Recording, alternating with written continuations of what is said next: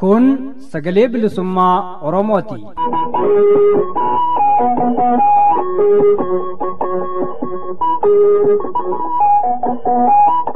Sagaleen bilisummaa Oromoo dambalii gabaabaa meetir baandii 19 kiiloo heerzii 15,420 irratti jimaataa fi dilbata galgala sa'aatii 8 hanga sa'aatii 8 walakkaatti afaan Oromootiin roobii ammoo galgala sa'aatii 8 hanga sa'aatii 9tti afaan Oromoo fi qophiilee dabarsuu amma jalqaba.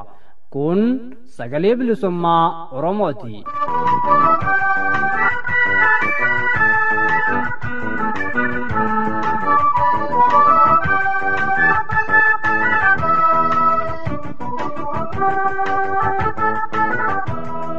Ashamaa akkam jirtu dhaggeeffattoota keenya kabajamoo fi jaallatamoo sagalee bilisummaa Oromoo sagantaa afaan Oromoo irraa qophiilee har'aaf qabnuun isin beeksifna.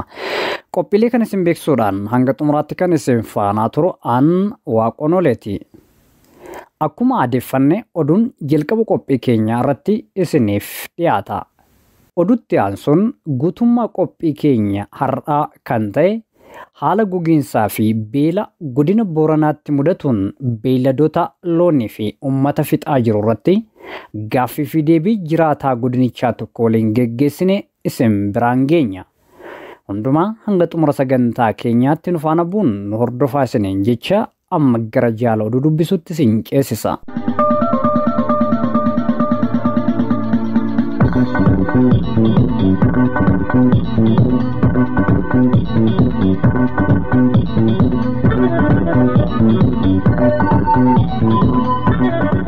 Akkam jirtan dhaggeeffattoota keenya oduu yeroo kanaa qabnu isin dhageechisna. Oduu yeroo kanaa kan isin dhageechisu aan Shumburaa Odaati. Godina Booranaatti qabeenya loonii parsantii 10 baraaruuf margi beelii miliyoona 4.4 ol akka barbaachisu bulchiinsi godinichaa beeksisuun maddeen gabaasaniiru. Hongee cimaa waggoota 3 darbaniif godina Booranaatti muddateen qabeenya beellada miliyoona 7.2 keessaa miliyoonni 3.3 kan du'an yoo ta'u, beelladoota du'an keessaa parsantii 85 ammoo loowwan ta'uun himameera. Loowwan hafan keessaa 230 baraaruuf hojjetamaa jira kan jedhan bulchiinsi godina Booranaa obbo Jaarsoo Boruu loowwan kanaaf ji'a 3f qofa margi beelii miliyoona 4.4 fi nyaanni kuntaalli 135 kan barbaachisu ta'uu himuun hanga ammaatti kan dhiyeessuun danda'ame parsantii 1 qofa ta'uun himaniiru. Deeggarsi gahaa jiru hanga yaadameen gadi ta'uu irraa loowwan kana baraaruuf ulfaataa akka ta'e kan dubbatan obbo Jaarsoon hongee waggoota 3 darban godinichatti muddateen loowwan du'an birrii miliyoona 33tti olitti kan tilmaaman ta'uun addeessaniiru. Oduu biraatiin bulchiinsi naannoo Hararii godina Booranaatti lammiilee hongee miidhamaniif deeggarsa qarshii miliyoona 10 gochuuf murteesse jechuun maddi oduu adda istaandaardi gabaase. Manni maree bulchiinsa naannoo Hararii lammiilee godina Booranaatti hongee miidhamaniif deeggarsa birrii miliyoona 10 taasisuuf murteessuu isaa beeksiseera. Mootummaan naannichaa deeggarsa lammiileef taasisu cimsee kan itti fufu ta'us ibseera. Sababa hongeetiin godinichatti lammiileen hedduun miidhamaa jiraachuu fi miidhaa qaqqabaa jiru hir'isuuf hundi ga'ee isaa baachuu akka qabu dhaamuu isaa ragaan koominikeeshinii naannoo Hararii irraa argame ni mul'isa jechuun addis istaandaardi gabaaseera. Jiraattonni godina addaa Oromoo Walloo magaalaa Finfinnee jiraatan humnoota nageenyaa naannoo Amaaratiin bobbaafamaniin butamaa jiru. Dhalattoonni Oromoo Walloo yaalaaf gara Finfinnee dhufanii fi jiraattonni magaalichaa Finfinnee irraa butamanii gara Bahaar Daar geeffamaa jiraachuu fi kanneen hafan ammoo Finfinnee keessatti bakka hin beekamnetti hidhamaa jiraachuu maddeen adda addaa gabaasaa jiru. Kan Finfinnee irraa qabamanii Kamisee geeffaman jiraachuu himuunis osoo Kamisee hin dhaqqabin naannoo Amaaraa godina Shawaa Kaabaa magaalaa Dabra Biraanitti dhiisanii akka deeman dhaga'ame. Mootummaan naannichaa uummata Oromoo godinicha keessatti hidhaa jiru gara Bahaar Daar geessuuf socho'aa jira jechuun dubbatani. Hidhamtoota gara Bahaar Daar geejjiban maqaa shaneetti moggaasuun ajjeechaa jumlaa irratti raawwachuuf waan jiraniif gochaan kun atattamaan dhaabbachuu akka qabu keessa beektonni dhaamaniiru. Jiraattonni akka jedhanitti namoonni gurmaa'an adda addaa uummata godinichaa fi jiraachuu godinichaa hin fudhanne godinicha diiguuf uummata duratti labsuun sochii taasisaa akka jiran dubbataniiru. Mootummaan Bilxiginnaa uummata Oromoo irratti hidhaa ammeessuun itti fufe. Dr. Darajjee Waaqjiraa magaalaa Bishooftuu irraa qabamuun magaalaa Buraayyuutti erga hidhamanii mana murtii osoo hin dhiyeessin dararaa jiraachuun barame. Murni bilxiginnaa daa'imman Oromoo hanga hayyoota Oromooti adamsee qabuun hidhaatti galchee dararuu bare har'as hojii abaaramaa kana itti fufuun hayyoota ogummaa isaaniitiin hawaasa isaanii tajaajilan hidhee dararaa jira. Haaluma kanaan torbee darbe duraan godina Bahaa Shaggar bulchiinsa magaalaa Bishooftuu mana jireenya isaanii ganda duwwaa tokko keessaa ogeessa fayyaa beelladaa Dr. Darajjee Waaqjiraa qabuun bulchiinsa magaalaa Buraayyuutti geessanii hidhanii jiru. Humni tikaa bilxiginnaa Dr. Darajjee gara magaalaa Buraayyuutti fidanii qajeelcha poolisii magaalichaatti erga galchaniin booda mana murtiitti osoo hin dhiyeessin kaa'uun dararaa jiru jechuun maddeen keenya ibsaniiru. Namni kun ogummaa isaan galii argatuun alatti hidhata yakka kamuu kan hin qabne yoo ta'u, sirnichi waraana bilisummaa Oromoo waliin hidhata qabda ittiin jechuun dharaan akka hidhe maddeen Saabaa'ootti himaniiru. Kan kabajamtoota dhaggeeffattoota fi daawwattoota keenya oduun har'aaf qabnu asirratti raawwanneerra. Qophiilee keenya biroo waliin turtii gaarii isiniin jenna.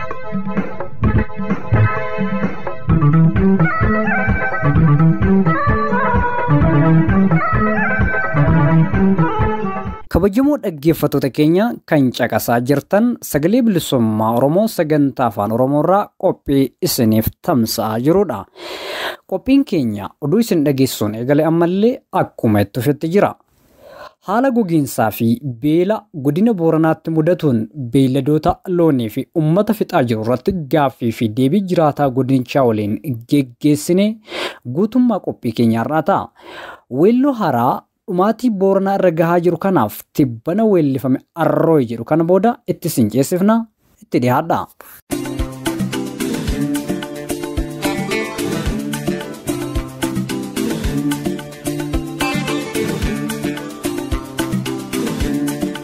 Yawa, Arresudit. Ijunugen, Aganugut. Yawa, Aganugut. Oldem tunda ima kichun lafa dufti Arme belli bute wanya tugabati Ana yoti yo gara laftu dur sagal elmatte sagal tamboboftu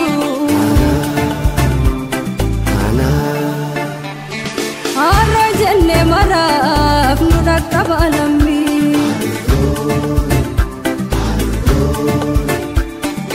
kan kabdurra goduf sinan katuhumni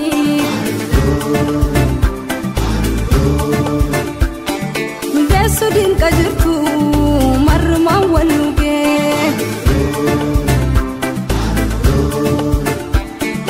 malil mohosifti bilan harni buke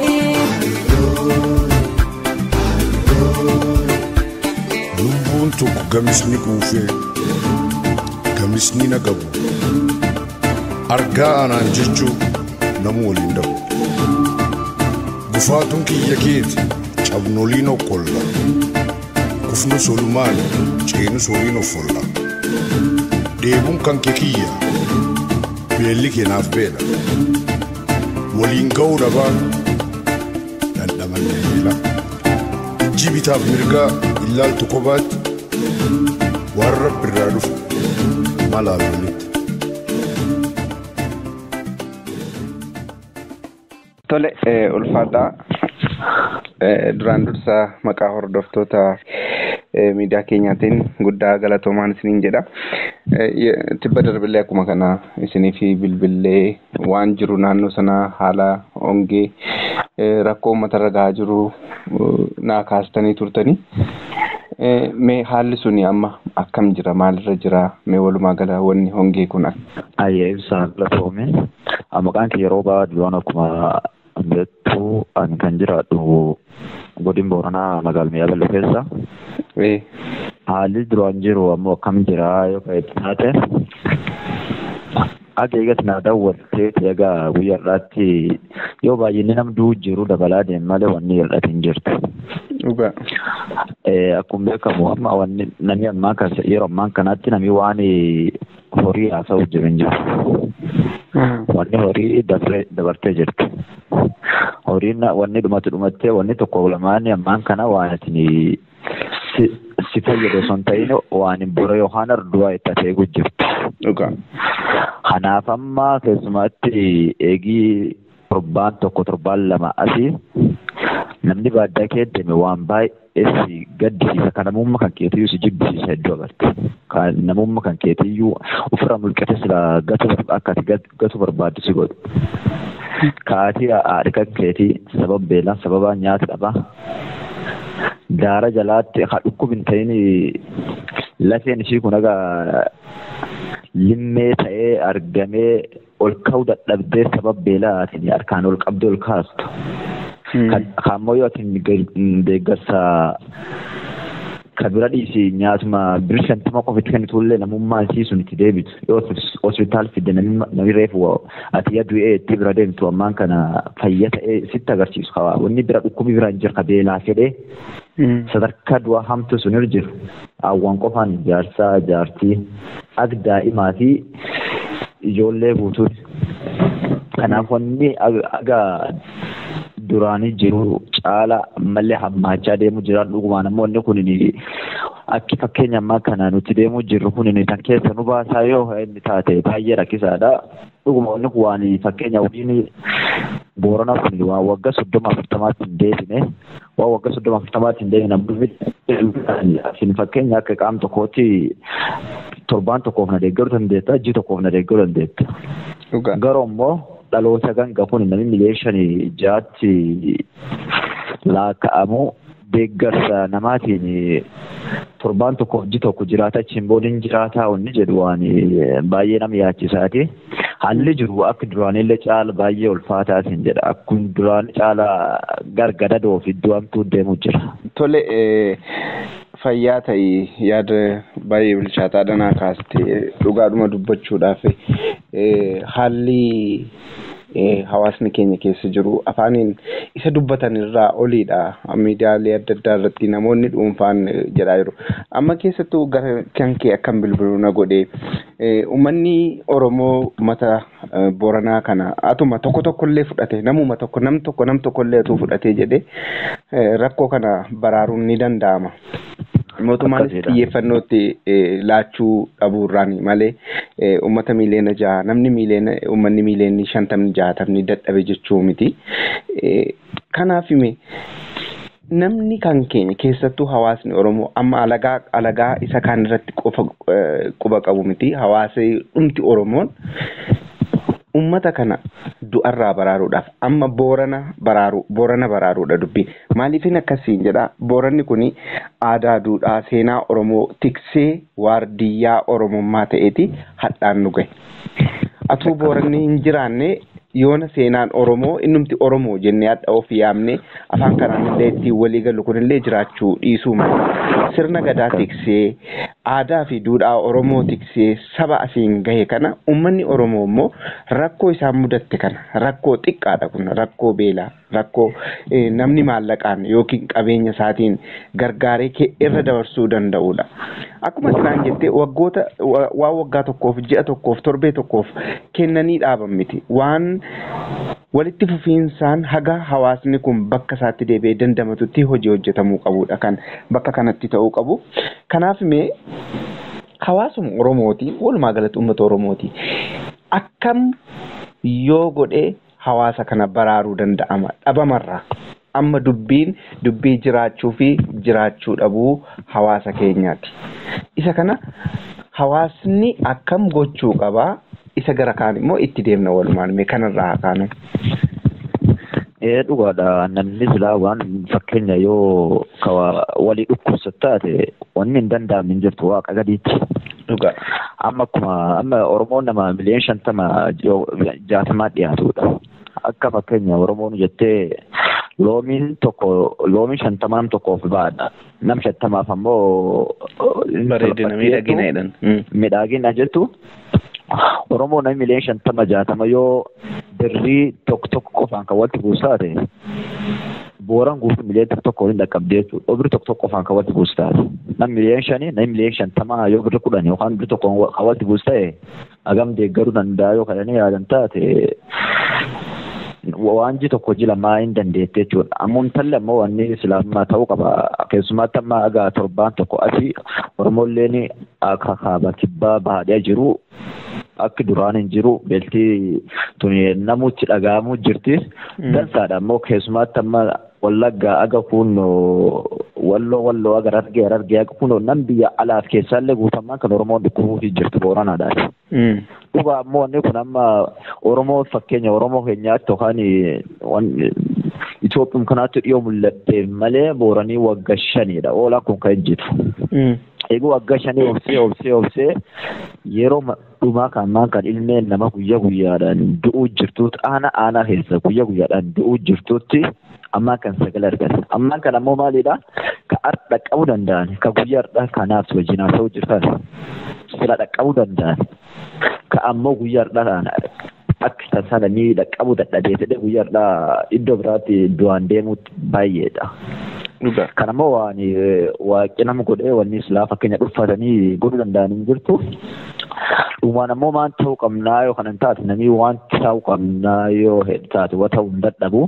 Deeggarsi fakkeenya karaa Oromootiin fakkeenya mirga fi gara hundaan deemu jiru cimeetti fufuu qaba. Keessumaatti abbootiin qabeenyaa, hayyooti, paartiin siyaasaa, nama akka artistoota hedduun keessumaa cimeetti fufuu qaba. Keessumaatti ammoo wanni guddoon ammaatti keessumaatti dhugumaan ammoo Booranii baay'ee koommachuu jiru waa'ee mootummaati. Mootummaan akka fakkeenya Oromiyaan gam kaabaa kibbaatii baaga dhiyaatti iyyitee foonittiif jecha namni dhuunfaa karaa isaatiin deeggaruu jiruutti mootummaan biitan bulchu akka abbaatti namni ilaalu.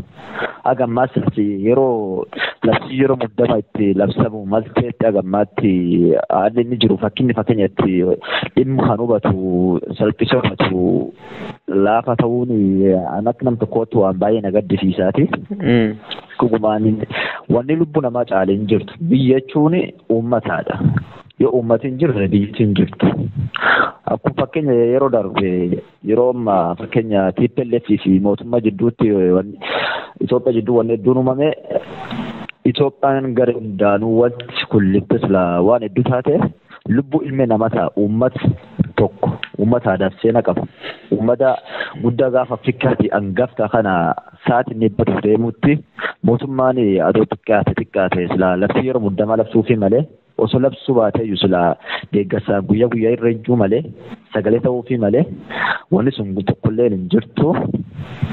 Hundaaf ammoo akkam taanaa waan taatiin dhabdu Oromoon qubnu qabaachuu jirti nu dhaga'uu jirti akka isiin nu dhageettetti rabbiin ammoo waan isiin nu dhageetta godhuufi haalli ammaan kana fakkeenyatti deemuu jirru waan baay'ee bareedaati. Keessumaatti karaa Oromootiin abdii guddoo qabnaa jedhan.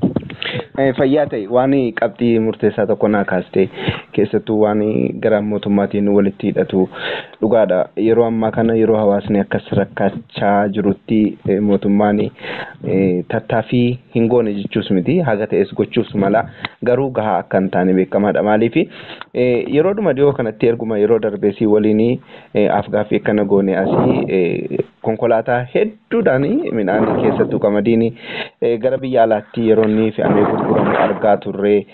Hawaasni kun immoo keessattuu immoo lammiileen keenya Booranaa immoo waan afaan isaaniitti oolfatan har'a dhabanii lubbuudhaan kan darbaa jiru namoota hedduudha. Daldala siyaasaatiif jecha yookiin immoo piroofaayilii siyaasaa ofii qofa bareeffachuudhaaf jecha miidiyaa irratti ba'anii biyyi keenya ofirra dabartee biyya hambaattuyyuu gurguraa jirti. Inni jedhamu kuni dhugaa lafarra jiru garaagar ta'uusaa wanni amma taatee nama Boorana keessatti ta'aa jiru kun ifa namaaf godha. Kanaaf qaamoleen dhimmi kun ilaallatu keessattuu mootummaan naannoo Oromiyaa hawaasa kana dandamachiisuudhaaf maal hojjechuu qaba jetta. Yoommoo kan hongeen kun waggaa 5 oliidha kan inni naannoo kanarra ture. Kanaaf uummata kanaayyuu immoo dandamachiisuuf jecha bakka sanarraa bakka biraatti qubachiisuun hin danda'amu ture. Maaliidhaaf haga kana uummanni kun haga inni lubbuun jiraachuu dhabuun dhaqqabu eeguun barbaachise jettee yaaddame. Sun dhugaa sun yemmaan kana fakkeenya naannoo kana gara naannoo biraatti buqqisuu hin danda'anii wanni jedhaman jirtu hin danda'amu. Garuu immoo karaa fakkeenya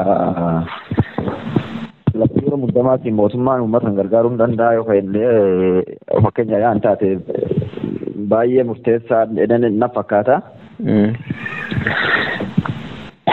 Hammaan kan ammaan tanam ta'uu jiru wanni dhugaan jirtu beelti beellama hin qabdu akkuma jedhani booran ammaan kana sadarkaa beelti beellama hin qabdu waan guyyaa har'a nyaatu barbaaduu jira. Namni waan guyyaa har'a nyaatu ka argatu fakkeenya immoo meebii waan waggaa 5 dura waan waggaa 10 dura mootummaan akka wanni ammaa tonu mootummaa kummachuu jiruu fi abbaan fakkeenya uummata kana namni fakkeenya tokkofa wanni isa kun dhagamu qabdu isaa fi fakkeenya waan adda tokko godhuu fi malee waan waggaa 10 uummati kun jiraatu jireenya uummata kana horsiisa bulaa ka fuulduraatiif itti yaadu qabaa jennee dubbachuu jirra. Abdii birraa waan hin qabneef ammaan booda waan waggaa 20 waggaa 30tti deeffachuu hin dandeenye uummata kanaaf ammoo maalidha wanta tokko sila fakkeenya yaadanii fi adoo amma fakkeenya ta'e sun yoo sila ka danda'am taate iddoo kanaa buqqisanii fa iddoo bira qubsiisuu ka danda'am taate sila waan akkasii guutuu wayim daldala adda addaa ka fakkeenya walloota kenna ka waldaan geessinuun adda addaa ka taate adoo daldala adda addaa ka walloota kenna kana qabansiistee bakka wamta'e tokko riisirchii adda irraatti hojjetee yoo hin ta'ini haali fakkeenya abdii uummata kana baay'ee nam gaddisiisa.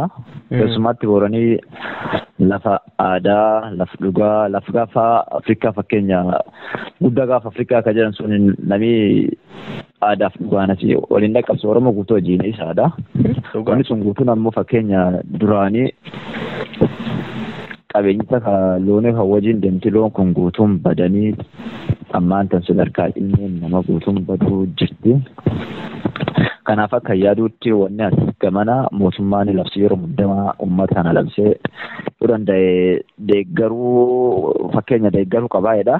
Kaan ammoo irraa namoo warri nun beeka fakkeenya nur dandeettii qabanii nur beekumsa qabanii uummati kun waggaa 10 waggaa 20tti maal ta'a jireen isa maali maaltu malaafi waan jedha warri illee itti yaadu maleedha.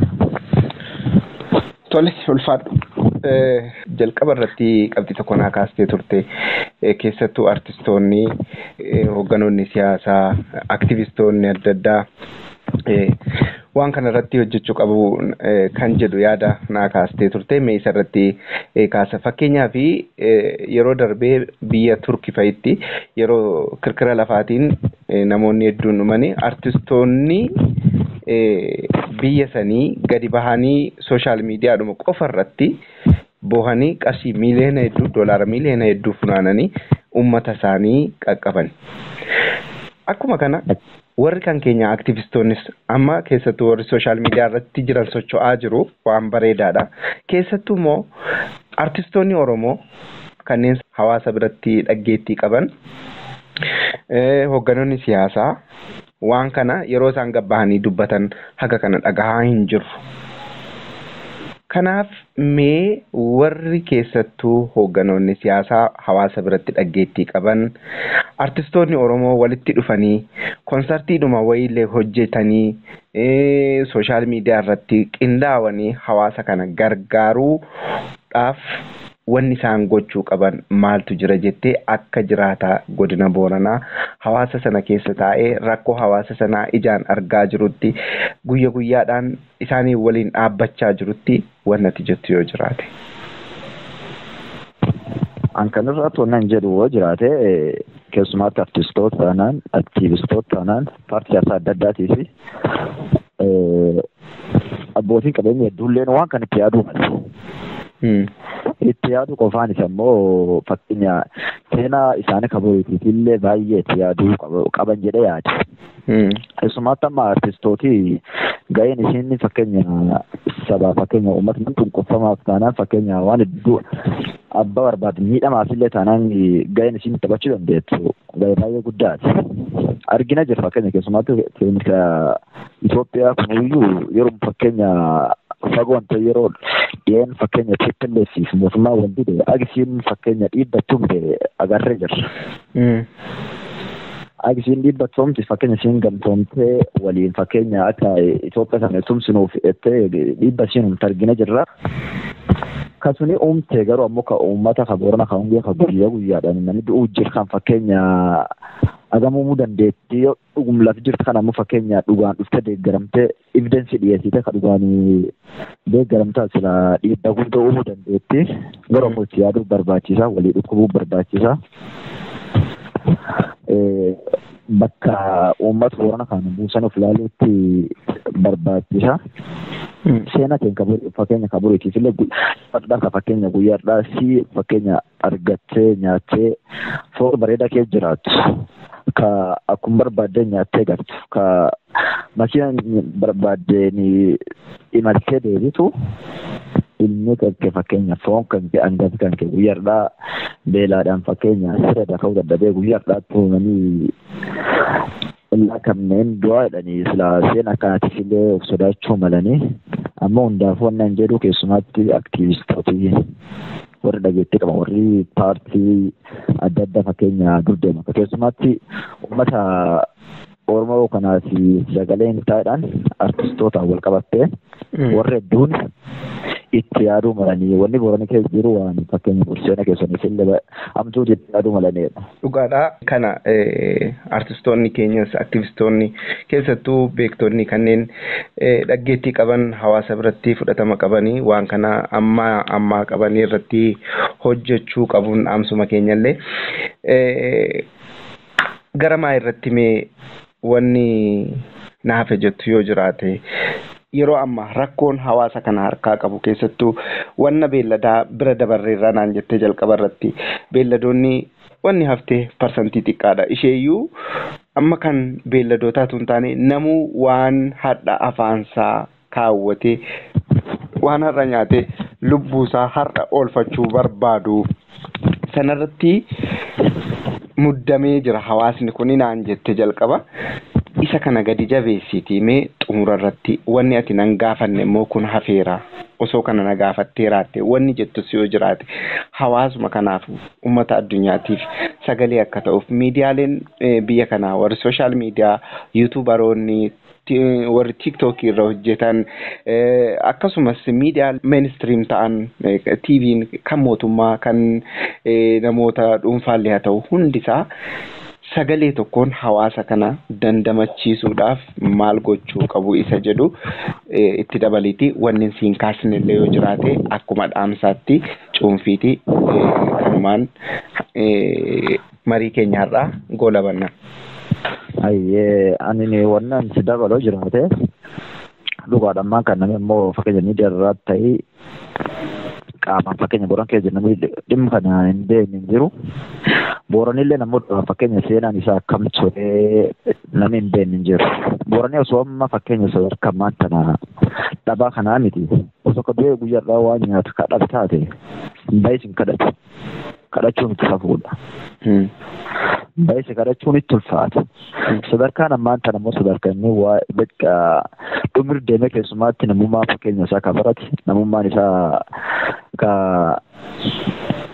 waa'ee fakkeenya addunyaa kanaan wal komunikeetti godhu fakkeenya dabarsee fakkeenya ibsuu jiru malee uummati Boorana fakkeenya jaarsaa jaartiin agammaatti waan kan hin barbaadu.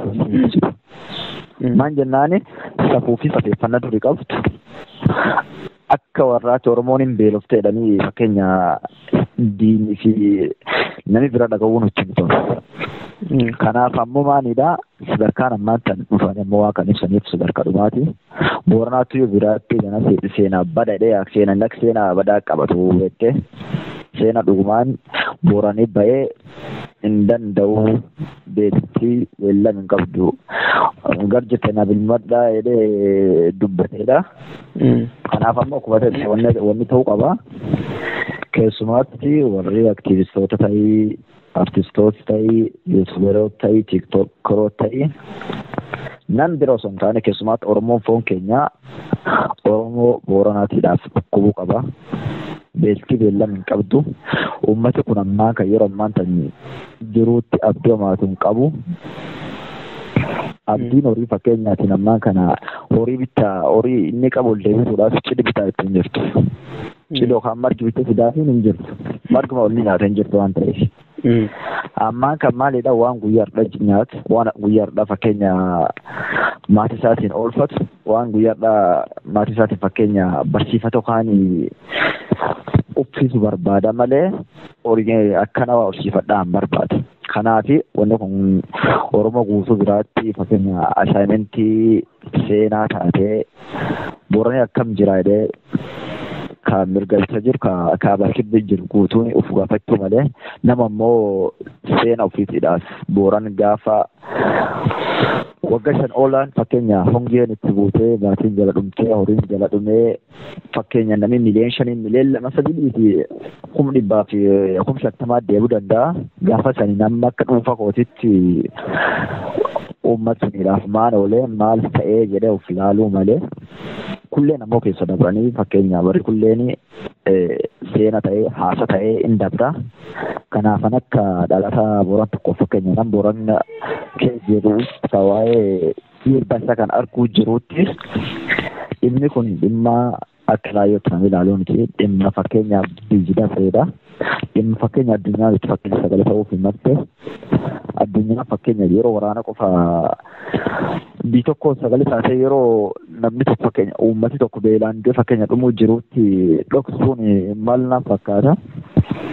Dhimmi kun dhimmi fakkeenya Itoophiyaa dabree sila akka Afrikaa addunyaatti fakkeenya dhugumaan dhageettii horachuun malee maan jennaan namni fakkeenya ilmeen namaa kan dhibin ta'in dhukkubin ta'in waan biraan ta'in guyyaa guyyaadhaan fakkeenya sadarkaa dhaba horiitiin beelaan duuni waan baay'ee seenaa badduuti. Hundaafuu yoon wal qabanne fakkeenya tokkummaadhaan ka iyyan taate ollaan iyyate yoo abbaan iyyate ollaan birmataa akka jedhani Oromoo fakkeenya walii galtee tokkummaa yoon iyyate fakkeenya hangafi keenya akkan jira hangafi keenya qarree du'a ciisaa itti fakkeenya isin tokkummaan kan iyya taate kaalleen fakkeenya dhaga'uu danda'a. Oromoo kan fakkeenya dhaga'uu dhabitaate iyyuu akkitti koommanni beekna. Kanaasi an akka nama tokko wannan jedhu Oromoon ammaa kana Booran quba qabaattu Booranii haalli inni keessa jiru haala badaadha.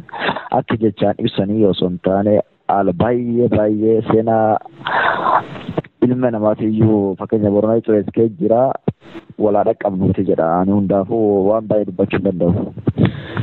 Tole dhaggeeffataa keenya godina Booranaarraa haala hawaasni keenya keessa jiru laalchisee yaada bal'aa nuuf laatteef maqaa dhaggeeffattootaa fi hordoftoota keenyaatiin guddaa galatoomii gara fuulduraattis akkasuma deebinee kan waliin yaafannu ta'a.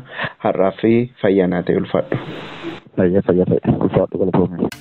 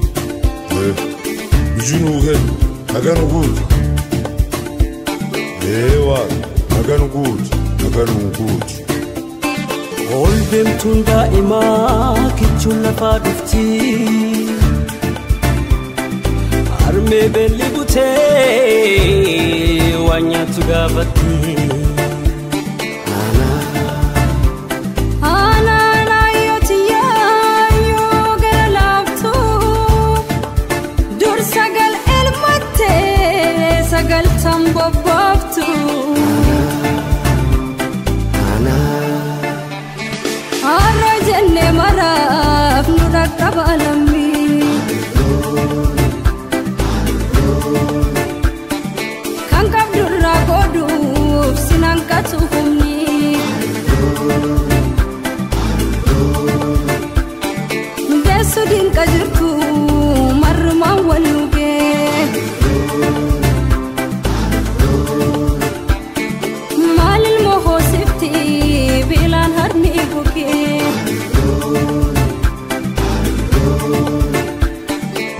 Yeroon tokko gamisni kuufee gamisni na qabu argaa anaan jechuu namu waliin dhabu.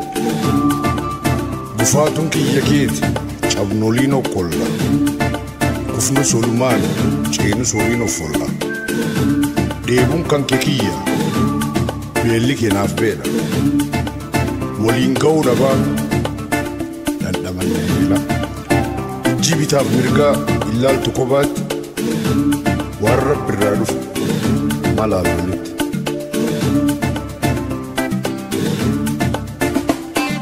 Waliif yaabemmannu waliif ariifannu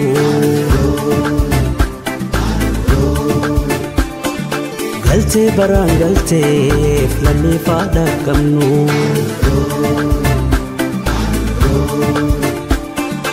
nuti qaama tokko miila hanga mataa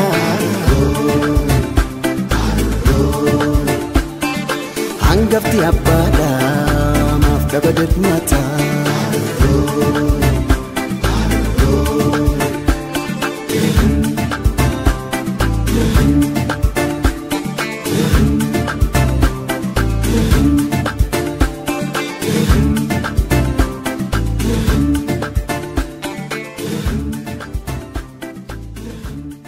Dhaggeeffattoota keenya kabajamoo fi jaalatamoo teessoo sagalee bilisummaa Oromoo irratti argattan isin beeksifna. Imeeliin keenya sbo.radio88@gmail.com, Facebook peejiin keenya www.facebook.com/sbo1973, lakkoofsi waatsaappii irratti nu argachuu dandeessan 0025 47 36 98 11 92. Egaan dhaggeeffattoota keenya kabajamoo fi jaalatamoo sagalee bilisummaa Oromoo sagantaa afaan Oromoorraa qophiileen har'aaf qabannee dhiyaanne kan hanga ammaatti hordofaa turtanidha. Qophiilee wal fakkaatu biraatiin sagantaa keenya itti aanutti hanga walitti deebinutti nagaa fi fayyaa keessanuuf jiraadhaa. Injifannoo uummata Oromoof.